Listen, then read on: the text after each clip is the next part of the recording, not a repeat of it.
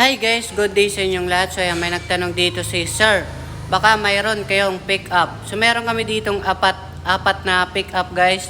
Dalawang D-Max saka dalawang Toyota Hilux. So sa ngayon, yun ang available natin pick up. Pero marami pa kaming darating guys. So abang na lang kayo sa mga next video natin. At maraming kaming unit. Okay, so pwede silang hulugan or cash. Okay, so check natin. Tara, let's go. Dito guys. So, para sa may mga katanungan, marami pa kami ditong available guys. So, comment na lang kayo dyan sa sunod natin video, okay? So, meron kami dito 2018 Isuzu D-Max, yan, pick up, okay? So, manual transmission lang siya. 2018 model, yan, ending 0 po siya, okay? So, ending 0. Nasa 800,000 lang. Yan, 4x4 na to guys. Yan, 4x4 na rin to guys. Yan, okay, 4x4 Isuzu D-Max, 800,000. Yan, 800,000, 4x4 yan guys. Doon naman tayo sa Toyota Hilux na dalawa. Yan, para sa naghahanap ng automatic na Toyota Hilux, 2018 model automatic guys. Ending 5 yung ano. Yan, para sa mga coding nyo, pakita natin yung plate number.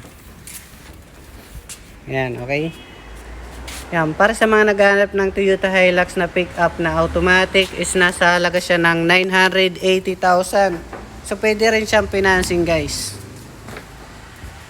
Kung gusto niyo ng kulay puti na pick-up manual, meron din tayo. Ayan, pick-up na manual, 2019 model. Ayan, manual transmission lang siya. So, kakalaga siya ng 780,000. Ayan, mas mura dito kasi manual siya, saka A-variant lang. Okay?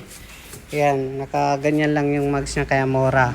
Pero 2019 model yan guys, okay? Mga good condition po sila. Yan, naputol tayo guys. So meron tayo ditong 2018 model na ending 7 rin. Isuzu D-Max guys, 4x4, manual transmission, 800,000. Yan.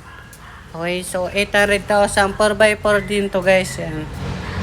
Para sa mga naghahanap na mga pick up dyan. Okay, so ito, magkakatabi silang pick up dito, mamili kayo.